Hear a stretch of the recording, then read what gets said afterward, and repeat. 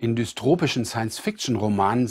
les romans de science-fiction dystopiques, les villes ou les régions sont parfois divisées en zones que les habitants ne peuvent pas quitter ou seulement sous certaines conditions.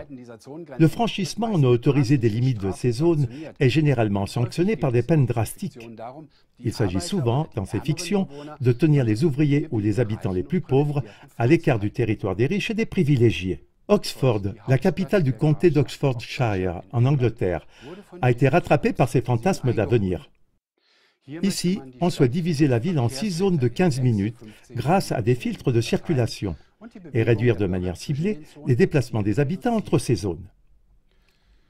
L'idée de cette stratégie de circulation provient apparemment du concept de « ville en 15 minutes », présenté en mars 2022 par le Forum économique mondial en raison de la prétendue urgence climatique.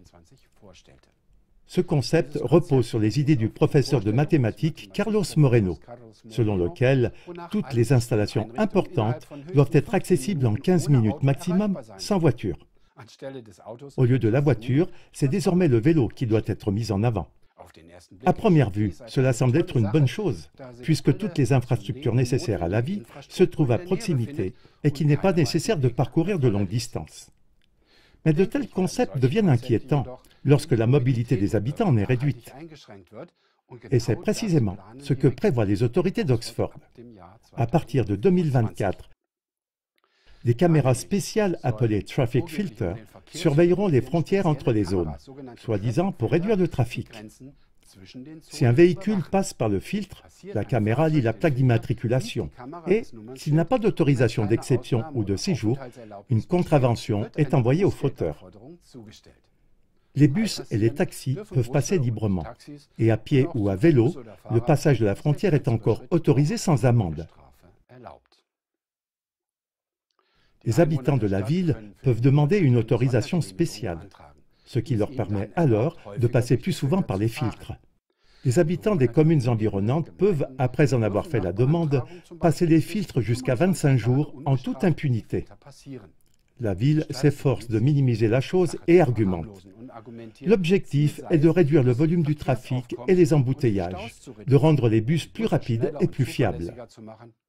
Néanmoins, une fois introduites, les autorisations peuvent être retirées à tout moment, ou bien le passage totalement interdit.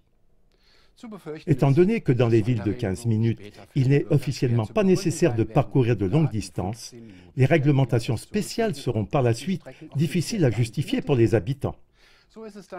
Il n'est pas surprenant que les habitants d'Oxford ne soient pas enchantés par ce plan et qu'ils accusent leur gouvernement de pratiquer l'élevage en enclos avec des sorties limitées. De tels concepts ne sont pas seulement promus par les médias grand public.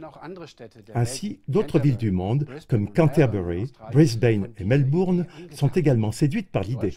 Dans l'espace germanophone, Berlin, Bocholt et Hambourg se sont lancés dans la création d'une ville de 15 minutes. S'agit-il vraiment uniquement de limiter le trafic et de favoriser la durabilité ?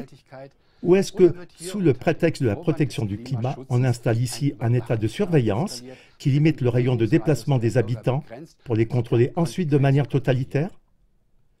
Les expériences de ces dernières années avec les mesures Covid montrent clairement les conséquences dramatiques et les restrictions imposées dans les pays occidentaux pour une prétendue protection contre une infection.